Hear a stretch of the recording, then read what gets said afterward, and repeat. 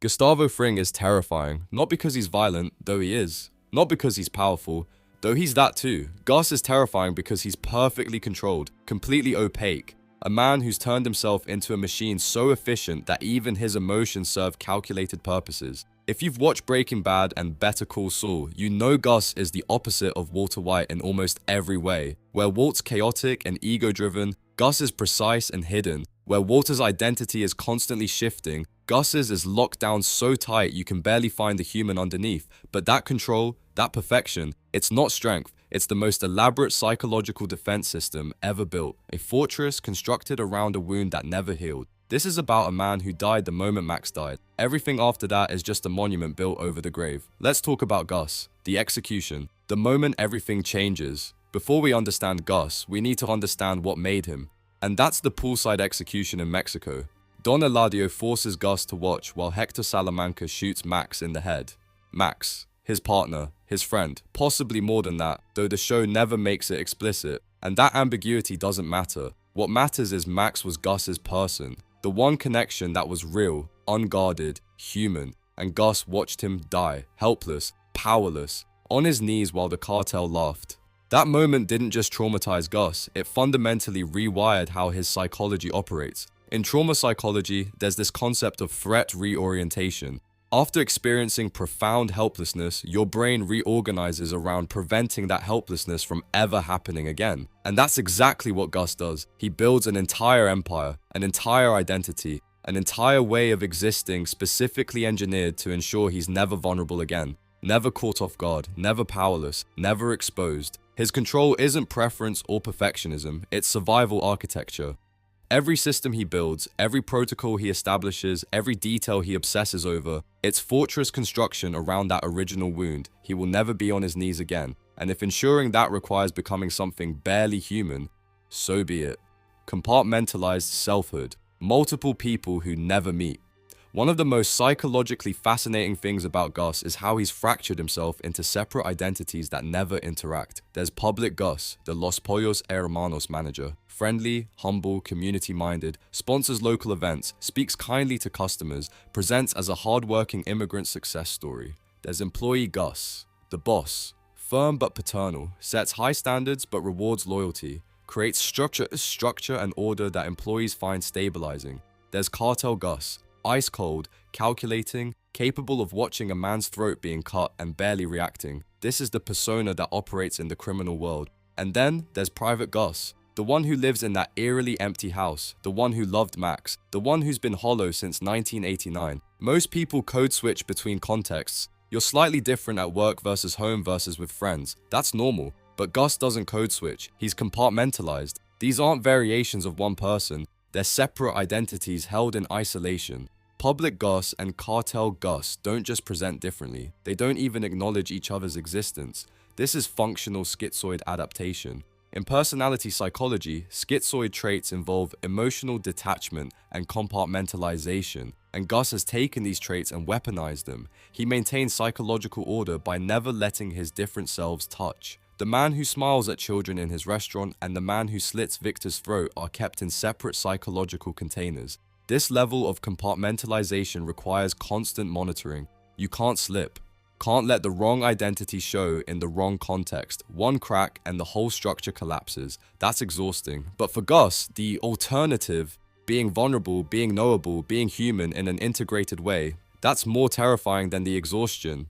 Structural narcissism, the quiet god complex. Gus is a narcissist, but not the obvious kind. He doesn't need attention or admiration the way Walt does. His narcissism is deeper, more architectural. Walt's narcissism is loud. I'm the smartest, I'm Heisenberg, I built this empire. It's all ego, all performance, all desperate external validation. Gus's narcissism is structural. It's baked into how he sees the world and his role in it. Only I have the discipline to build this correctly.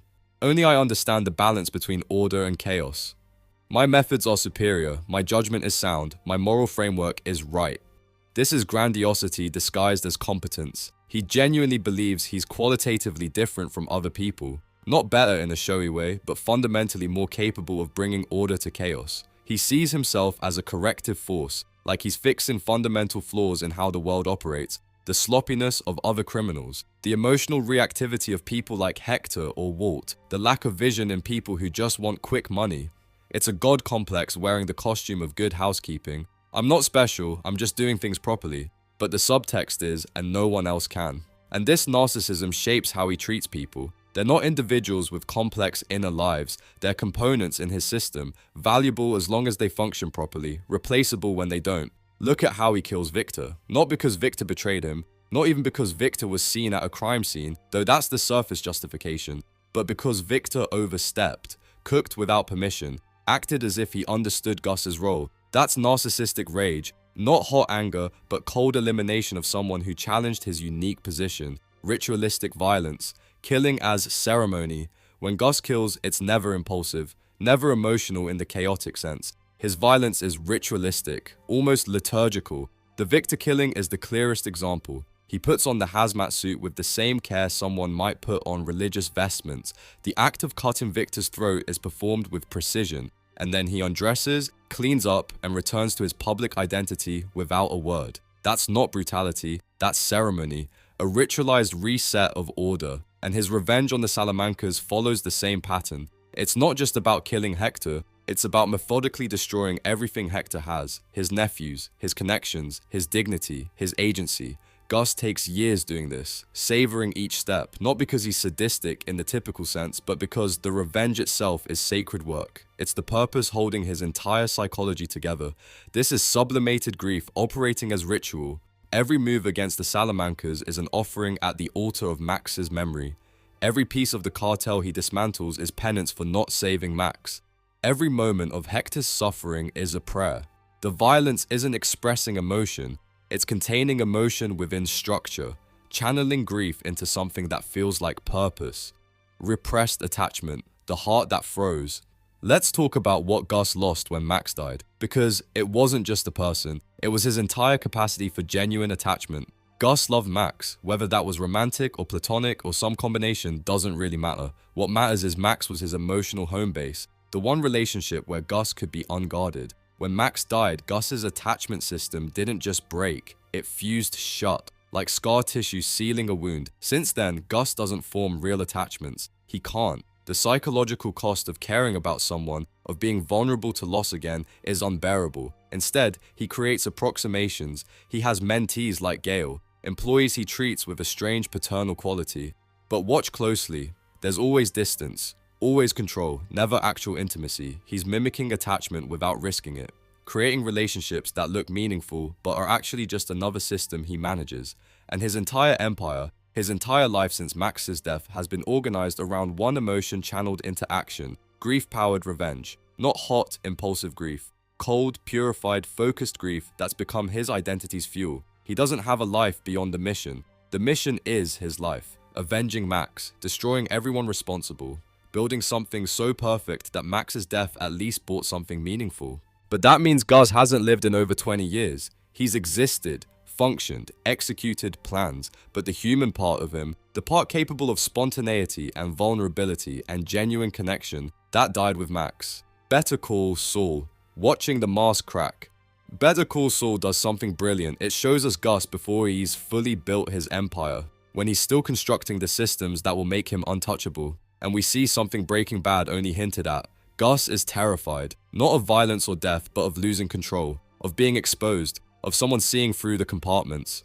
When Lalo enters the picture, Gus's carefully maintained psychological structure starts cracking because Lalo's unpredictable, chaotic, impossible to fully model or control. He's the nightmare scenario for someone whose entire identity is built on perfect anticipation.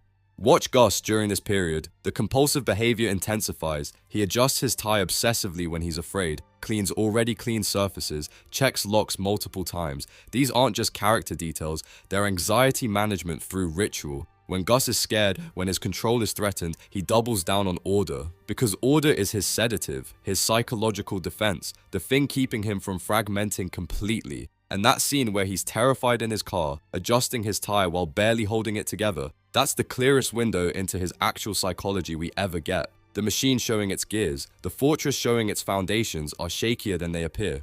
Gus isn't invincible inside. He's holding himself together through sheer force of will and obsessive systematization. And when the system's threatened, the terror underneath shows through the cracks. The paradox, what Max would think. Here's the tragedy at the core of Gus's psychology. He's built an empire to avenge Max, spent decades creating a monument to their partnership, made Max's death mean something by ensuring everyone responsible suffers, but in doing so, he's become someone Max would never recognize.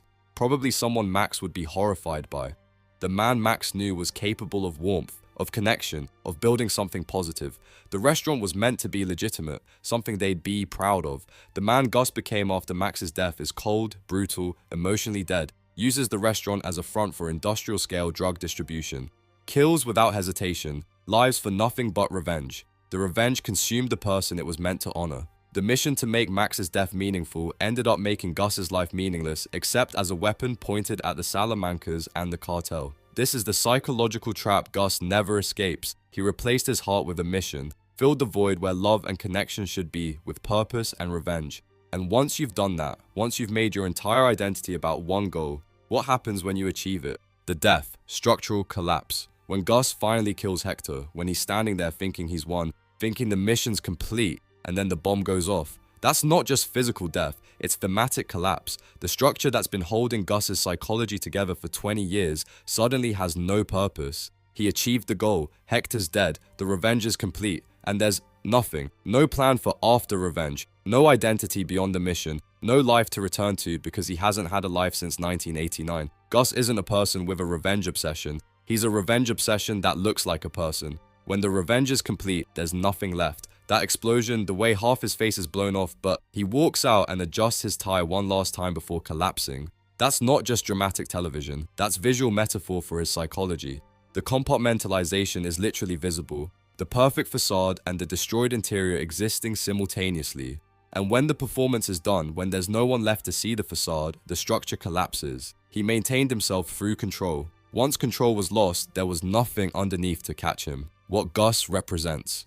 Gustavo Fring is what happens when trauma creates a machine instead of healing a person, when grief gets purified into purpose, when control becomes so complete that humanity itself becomes a liability. His psychology isn't simple psychopathy. Psychopaths lack empathy and moral reasoning. Gus has both. He's just buried them so deep under systems and compartments that they can't interfere with his mission. He's not incapable of love. He loved Max. He's incapable of risking love again because the cost of loss proved unbearable. He's not naturally cold. He's deliberately frozen himself because being warm meant being vulnerable, and vulnerability got Max killed. Every system he builds, every identity he constructs, every ritual he performs, it's elaborate psychological architecture designed to prevent one thing, ever being helpless again. But that architecture required sacrificing everything that made him human: connection, spontaneity, vulnerability, joy, the ability to exist beyond the mission. All of it traded for control and the illusion of invulnerability. The question the show poses through Gus is whether that trade was worth it. He built an empire, avenged Max, destroyed his enemies, achieved everything he set out to do, and it cost him 20 years of not really living, of being a monument instead of a person, of existing in service to the dead rather than building anything for the living. Gus's perfection is his prison, his control is his cage. He's free from vulnerability but trapped in systems of his own creation. He's powerful but empty, successful but hollow. He died the moment Max died. Everything after was just a very long, very elaborate funeral procession that looked like an empire. And when the procession ended, when the last enemy fell, there was nothing left to do but stop. The machine that completed its purpose. The mission that consumed the man. Gus Fring is a warning about what happens when you let trauma rebuild you into something invulnerable. Because invulnerability isn't strength, it's the absence of everything that makes life worth living. You can survive anything, but if you armor yourself completely against feeling, you're not surviving. You're just a corpse that hasn't stopped moving yet. That's Gustavo Fring, a monument built over a grave, perfectly preserved, completely controlled, and utterly, tragically empty.